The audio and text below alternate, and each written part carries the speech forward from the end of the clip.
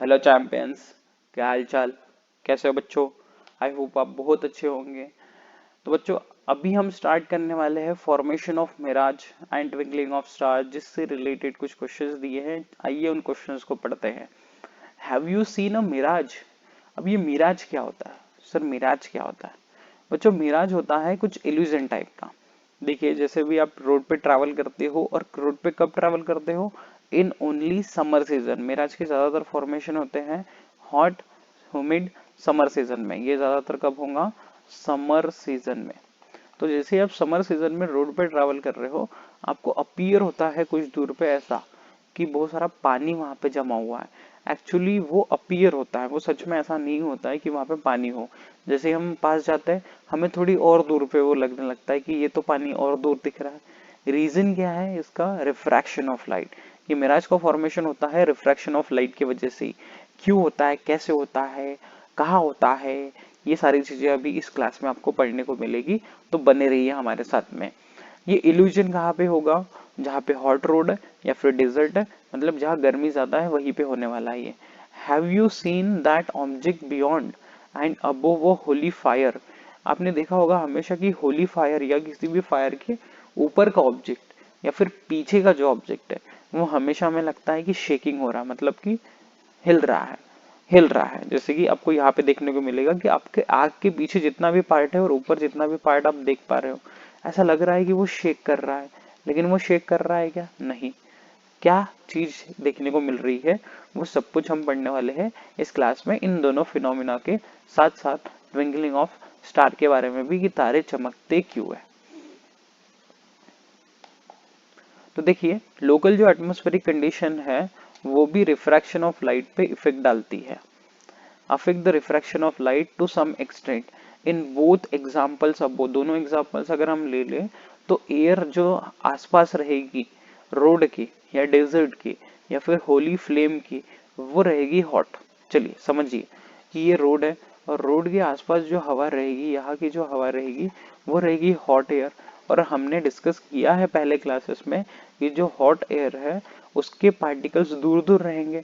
अगर वो दूर दूर रहेंगे तो हम उसको कहेंगे रेयरर मीडियम। Rarer medium.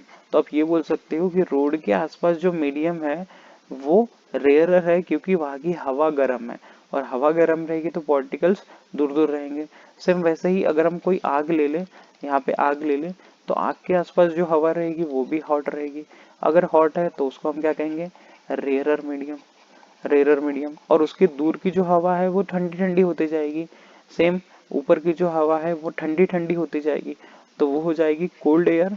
और कोल्ड एयर हमेशा डेंसर होगी, क्योंकि पार्टिकल्स कोल्ड में पास हो जाते हैं, पास पास रहते हैं। तो देखिए, hence rarer than air above it. तो वो रेयरर रहेगी ऊपर की हवा से। ऊपर की हवा कैसी है? कोल्ड। कोल्ड मतलब क्या? डेंसर। यहाँ पे भी आजू बाजू की जो हवा है वो कैसे रहेगी? ठंडी। और ठंडी का मतलब कैसा होगा? Denser medium. रिफ्रैक्टिव इंडेक्स जो है वो चेंज होते जाएगा, कंटिन्यूअसली चेंज होते जाएगा। जैसे आप ऊपर ऊपर जाओगे, ऊपर जाओगे, जो डेंसर मीडियम है वो और बढ़ते जाएगा, और जिसकी वजह से रिफ्रैक्टिव इंडेक्स चेंज होते जाएगा।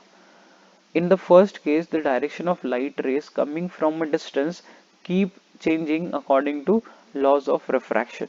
अब इसकी वजह से क्या होगा कि यहाँ पे जो लाइट है वो कंटिन्यूअसली बेंड बेंड होते हुए ऐसे ऐसे आएगी, और जब कोई इसको देखेगा वो तो सीधा ही दिखने वाला है, वो तो सीधा ही दिखेगा। तो उसको यहाँ पे कुछ ना कुछ रिफ्लेक्शन दिखेगी जो भी ऑब्जेक्ट होगा। और ऑब्जेक्ट की रिफ्लेक्शन दिखने का रीजन एक ही हो सकता है, या तो वहां पे मिरर है या तो वहां पे पानी है। तो हमें ऐसा अपीयर होता है कि यहाँ पे पानी है। इसको डायग्राम से समझते हैं, टेंशन ना लो। ये सारी बातें समझ गई होगी आपको अच्छे से कि जो रोड है उसके आसपास का हवा गर्म रहेगा, तो वो रेयरर मीडियम। क्यों रेयरर मीडियम? क्योंकि गर्म हवा में पार्टिकल्स दूर दूर जाते हैं, दूर दूर जाते। अब इसका एग्जांपल मैं समझाऊं अगर यहाँ, तो जो भी आग है, आग के आसपास जो भी हवा है वो रहेगी हॉट, मतलब कि रेयरर मीडियम। और दूर की जो हवा है वो हो जाएगी डेंसर मीडियम। तो जब इस पर्सन को इस आग के दूसरे साइड का ऑब्जेक्ट देखना रहता है, तो यहाँ से जो लाइट आती है वो थोड़ा सा शेक होते हुए आती है, मतलब कि टेढ़ी मेढ़ी होते हुए आती है। जब हमारी आंखें देखेंगे तो वो टेढ़ी मेढ़ी लाइट तो नहीं देखेंगे, वो तो सीधी दिखते हैं हमेशा, वो तो सीधे ही दिखते हैं। और कोई भी ऑब्जेक्ट दिखता क्यों है हमें? दिखता क्यों है बच्चों हमें? क्योंकि हम देखते हैं सर उसको? नहीं बेटा नहीं, हम देखते हैं इसलिए तो दिखता है। सेकेंड थिंग, उस पर लाइट गिरती है इसलिए वो दिखता है हमें। तो यहाँ से जो लाइट आई उसने अपनी डायरेक्शन कंटिन्यूसली चेंज की और तब आई। इस वजह से कंटिन्यू डायरेक्शन जो चेंज हुआ वो इफेक्ट कर गया और हमें ये जो ऑब्जेक्ट है वो लगा कि शेक हो रहा है या मूव हो रहा है अपनी जगह से। क्लियर? क्लियर? चलिए इसको एक्सप्लेन करते हैं अच्छे तरीके से हम डायग्राम लेके, आप समझिएगा मिराज का formation. Light rays coming from a distant object appear to be coming from the image of the object inside the ground। देखो जो ऑब्जेक्ट रहेगा उसकी इमेज हमें कहाँ मिलेगी? नीचे की तरफ, हॉट सरफेस में नीचे की तरफ। और रिफ्लेक्शन मिलने का ही रीजन है कि हमें लगता है यहाँ पे क्या है? पानी। क्योंकि रिफ्लेक्शन कब होगा आपको अभी बताया मैंने, या तो मिरर हो सकता है वहां पे या तो पानी हो सकता है वहां पे। तो लोगों को ऐसा लगता है यहाँ रिफ्लेक्शन क्रिएट हुई, मतलब यहाँ पे क्या है? पानी है। ठीक है, देखो light rays coming from a distant object, light rays जो यहाँ से आ रही है वो लगेगा ऐसा कि वो ग्राउंड से आ रही है, और ग्राउंड में क्या दिखेगी? उनकी रिफ्लेक्शन। इसी कंसेप्ट को हम क्या कहते हैं? मिराज। इसी कंसेप्ट को क्या कहते हैं? मिराज। आसपास की जो हवा थी वो कैसी थी? रेयर। लाइट गई और ऐसे गई बेंड होते हुए, फिर हमारी आंखों के ऊपर आई। हमारी आंखें तो हमेशा सीधी देखेंगी, सीधी देखेंगी ऐसे। तो उन्होंने ट्रेस किया तो लाइट आपको कहीं यहाँ पे लेके जा रही थी, और यहाँ पे जब ऑब्जेक्ट दिख गया तो समझ गए वो कि यहाँ पे पानी प्रेजेंट है, जबकि यहाँ पे पानी प्रेजेंट नहीं था। In the second example, the direction of light rays coming from object beyond the Holi fire changes due to continuous changing refractive index above the fire, thus the object appear to be shaking। अगर हम Holi flame का example लें तो देखिए Holi flame ऐसे हम मान लेते होली फ्लेम है, और इसके पीछे का जो ऑब्जेक्ट है वो हमें हिलता हुआ क्यों दिखा? इसके पहले भी हमने डिस्कस कर लिया ये कि जब इस ऑब्जेक्ट को देखेगा कोई इंसान तो लाइट जो है वो बेंड होते होते उसकी आंखों पे आएगी, लेकिन वो देखेगा तो हमेशा सीधा, वो तो बेंड होते हुए नहीं दिखेगा। तो उसको लगेगा कि लाइट जो है वो बेंड होते हुए आ रही थी, इस वजह से पीछे का जो ऑब्जेक्ट है वो शेक हो रहा है। क्लियर? क्लियर? समझ गए अच्छे से? चलिए आगे बढ़ते हैं हम। तो इस तरीके से हमें कुछ देखने को मिलता है क्या? मिराज। इस तरीके से मिराज देखने को मिलता है हमें। अब देखिए आगे बढ़ते हैं, और हमें आगे का टॉपिक क्या दिया हुआ है कि effect of atmospheric condition on refraction of light. ये हमें देखने को मिलेगा ट्विंकलिंग ऑफ स्टार्स में भी, तारे का चमकने में भी। तारे जो है वो सेल्फ लुमिनियस है, मतलब उनके पास खुद की लाइट है, और वो रात को भी दिख सकते हैं हमें बिना किसी लाइट के, रात को भी दिख सकते हैं हमें। और रात को जब दिखते हैं तो वो पॉइंट सोर्स दिखते हैं, पॉइंट सोर्स बहुत छोटे दिखते हैं। क्यों छोटे दिखते हैं? क्योंकि वो बहुत दूर है हमसे, at very very large distance. As the density of air, यहाँ करेक्ट कर लेना, density of air increases with lowering height above the surface of the earth, refractive index also increases। क्या कह रहे हैं? देखो कि हवा की जो डेंसिटी वो बढ़ते जाएगी जैसे जैसे हाइट कम होते जाएगी। अगर हम यहाँ पे समझें डायग्राम के थ्रू तो देखिए जब लाइट जो आती है दूर से, कहाँ से? दूर से लाइट ये आ रही है, और बीच में क्या है? एटमॉस्फेयर। तो यहाँ पे देखिए एटमॉस्फेयर निकाला गया। तो जैसे जैसे लाइट नीचे नीचे आएगी एटमॉस्फेयर और थिक होते जाएगा, हम बोल सकते हैं एटमॉस्फेयर और थिक होगा। और जैसे जैसे नीचे नीचे आएंगे, ये देखो लोअरिंग हाइट, जैसे जैसे नीचे होगा डेंसिटी और बढ़ते जाएगी, डेंसिटी और बढ़ते जाएगी। क्लियर? और जिस वजह से हम देखते हैं कि अगर मीडियम का रिफ्रैक्टिव इंडेक्स चेंज हो गया तब वो लाइट बेंड होते हुए आएगी, और हमारी आंखों पे जब आ रही है तो पूरी बेंड होके आ रही है, ऐसे बेंड होते हुए आई। लेकिन हम जब देखेंगे तो हम तो स्ट्रेट ही देखने वाले हैं, तो हमने देखा सीधा, और जिसकी वजह से हमें यहाँ पे दिखा वो स्टार।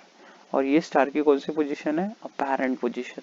तो हमेशा जब भी हम देखते हैं स्पेस रिलेटेड ऑब्जेक्ट्स को, किसी भी स्टार को, किसी भी मून को, हमारे मून को, तो वो उस पोजीशन पे नहीं रहते हैं, वो उस पोजीशन पे बिल्कुल भी नहीं रहते, वो रहती है उनकी अपैरेंट पोजीशन। उनकी रियल पोजीशन थोड़ी सी लोअर रहती है, जो भी वहां से दिखता है उससे थोड़ा सा नीचे रहेंगे। वहां क्यों दिख रहे हैं वो हमें? क्योंकि रिफ्रैक्शन ऑफ लाइट फिनोमेना हमको देखने को मिलता है।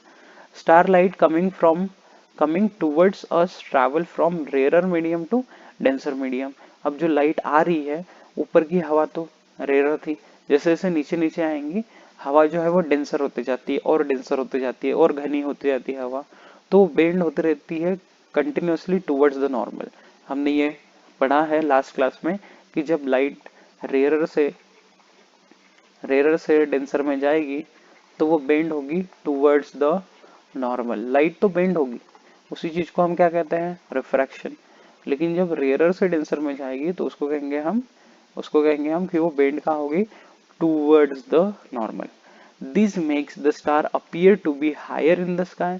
इस वजह से जो भी स्टार है वो अपने पोजीशन से ऊपर दिखते हैं कंपेयर टू एक्चुअल पोजीशन। उसके रियल पोजीशन से अपेरेंट पोजीशन हमेशा ऊपर रहेगी। क्लियर।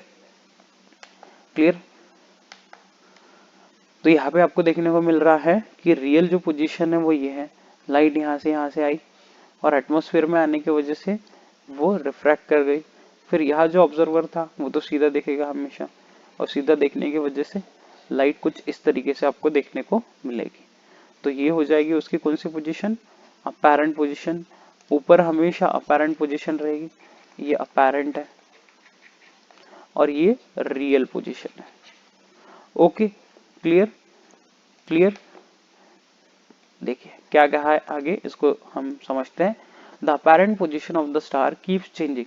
अब इसकी अपैरेंट पोजीशन ऐसा नहीं है कि सेम रहेगा, ये चेंज होता रहेगा। क्यों चेंज होगा सर, क्योंकि बीच में जो हवा है इसकी डेंसिटी भी चेंज होगी टेम्परेचर चेंज होने की वजह से। कभी ठंडी हवा रहेगी, कभी गर्म हवा रहेगी, कभी कम हवा रहेगी, कभी ज्यादा हवा रहेगी। तो this is because motion of atmospheric air. Atmosphere के एयर का मोशन चेंज होते रहेगा। And changing air density and temperature, हवा की डेंसिटी और टेम्परेचर भी चेंज होगा। मतलब ये समझाना चाहते हैं कि लुमिनस स्टार्स है उनका रीजन क्या है। पहली चीज है कि एयर का मोशन, जो भी हवा बीच में आती है उसकी गति। दूसरी ये चीज है इसकी डेंसिटी, और थर्ड चीज है टेम्परेचर। तीनों बातें अगर हम कंपैरेटिवली समझे तो एक ही कहना चाहते हैं कि इनकी जो रिफ्रैक्टिव इंडेक्स है वो चेंज हो जाएगा, रिफ्रैक्टिव इंडेक्स चेंज होगा। Because of this refractive index जो है वो कंटिन्यूसली चेंज होगा, और उस वजह से जो बेंडिंग है, जो ब्राइटनेस है वो चेंज हो जाएगी, ब्राइटनेस जो है वो चेंज हो जाएगी, और स्टार्स हमें ऐसा लगेंगे कि ट्विंकल कर रहे हैं। तो ट्विंकलिंग का रीजन समझ गया होगा आपको कि जब इस पोजीशन से लाइट आती है तो बेंड होते हुए हमारे आंखों पे आएगी, हम देखेंगे सीधा यहाँ पे। इसकी पोजीशन हमेशा फिक्स होगी क्या, नहीं, ये डिपेंड करेगी बीच की हवा पे।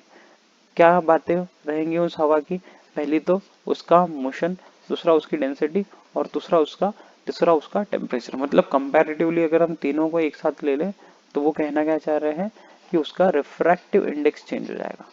अगर रिफ्रैक्टिव इंडेक्स बार बार चेंज हो रहा है, उसकी जगह बार बार चेंज होते हुए लगेगी हमें, और वो ट्विंकल करते हुए लगते हैं, हमें लुक करते हुए लगते हैं। Okay, clear. देखो इस तरीके से कुछ हमें दिखने वाला है, क्योंकि उनकी जो पोजीशन है वो थोड़ी बहुत हमें लगता है कि चेंज हो गई है, यहाँ से वहां, वहां से यहाँ, ऐसा होते रहता है। लेकिन ये हो रहा क्यों है, रीजन है बीच की जो हवा है उसका रिफ्रैक्टिव इंडेक्स है। अब बच्चों हम कभी प्लैनेट्स को ट्विंकल होते हुए तो नहीं देखते हैं, we do not see twinkling of planets. This is because planets ये हमारे बहुत पास है as compared to star, they therefore do not appear as a point source. वो हमें पॉइंट सोर्स नहीं दिखते, एकदम छोटे नहीं दिखते, वो कलेक्शन ऑफ पॉइंट सोर्स दिखते हैं, मतलब थोड़े से बड़े दिखते हैं। अगर हम कंपेयर करें स्टार्स को और प्लैनेट्स को तो प्लैनेट्स आर कंपैरेटिवली ये मोर विजिबल रहेंगे, थोड़े से ज्यादा दिखते अच्छे से। Because of changes in refractive index the position as well as brightness of individual point changes. ये सोर्स का चेंज होता रहेगा, बट एवरेज जो पोजीशन रहेगी एंड टोटल एवरेज ब्राइटनेस जो है वो हमेशा अनचेंज रहेगा। एंड प्लैनेट्स जो है वो ट्विंकल नहीं करते, समझिए इस बात को, कि भले ही उनकी पोजीशन जो है वो बार बार हमें चेंज होते हुए दिख रही है। क्यों, क्योंकि रिफ्रैक्टिव इंडेक्स बार बार चेंज हो रहा है। अगर रिफ्रैक्टिव इंडेक्स चेंज होगा, रिफ्रैक्टिव इंडेक्स चेंज होगा बच्चा, रिफ्रैक्टिव इंडेक्स वा चेंज होगा तो उसकी पोजीशन भी चेंज होगी, पोजीशन भी चेंज होगी।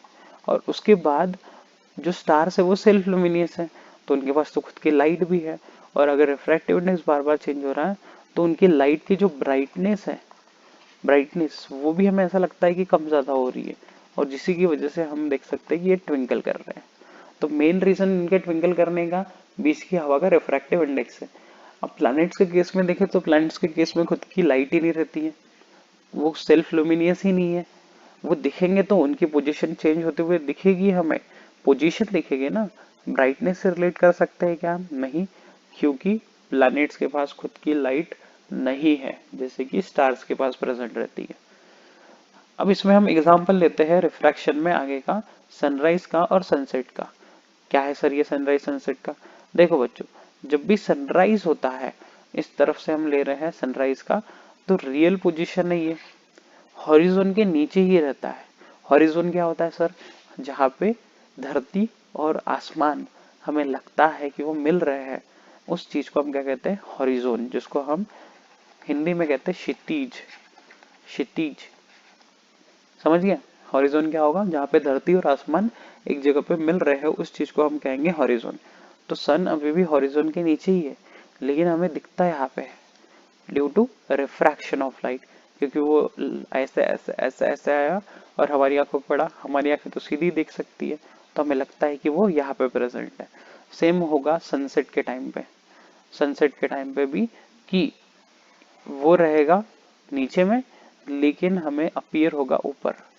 तो देखो, एडवांस सनराइज हो गया, एडवांस सनराइज मतलब हॉरिजॉन के ऊपर आने के पहले ही हमें दिख गया वो। एंड डिले सनसेट हुआ, मतलब वो नीचे जा चुका है तो भी हमें दिख रहा है। तो advance sunrise and delay sunset is example of refraction of light. इनको एक बार रीड कर देते हैं। But when the sun is somewhat below the horizon, its light rays able to reach along us, वो नीचे रहता है तो भी उसकी जो लाइट है वो हमारे पास आ सकती है। क्यों आ सकती है? रिफ्रैक्शन की वजह से। रिफ्रैक्शन की वजह से जो लाइट आती है हमारे पास, वो कर्व पाथ लेके आती है। कर्व पाथ मतलब कुछ ऐसा पाथ लेके आती है, रास्ता लेके आती है, due to there refraction through earth atmospheric, earth के एटमॉस्फेरिक एयर की वजह से उनका रिफ्रैक्शन होता रहता है। डज वी सी दैट, हम देखते हैं कि सन जो है वो बिफोर सनराइज हमें पहले देखने को मिलता है, मतलब एडवांस सनराइज हो गया यहाँ पे, और सनसेट के बाद भी वो हमें दिखता है, मतलब डिले सनसेट हो गया, डिले सनसेट हो गया। क्लियर? सेम थिंग हैपन्स होती है, सेम थिंग होती है कहाँ पे? सनसेट के टाइम पे। We keep seeing the sun for a short while even after goes below the horizon, वो हॉरिजॉन के नीचे चले जाता है तो भी हमें यहाँ पे सन को देखने को मिलता है। Thank you so much for watching this video बच्चों। आई होप आपको कंसेप्ट क्लियर हुए होंगे कि हम मिराज का फॉर्मेशन कैसे, क्या साइंस है उसके पीछे, फिर होली फ्लेम के पीछे का क्या साइंस है, और प्लैनेट्स के ट्विंकल करने का, एंड लास्ट कंसेप्ट जो हमने पढ़ा कि हॉरिजॉन के टाइम पे किस तरीके का रिफ्रैक्शन फिनोमेना वर्क करता है।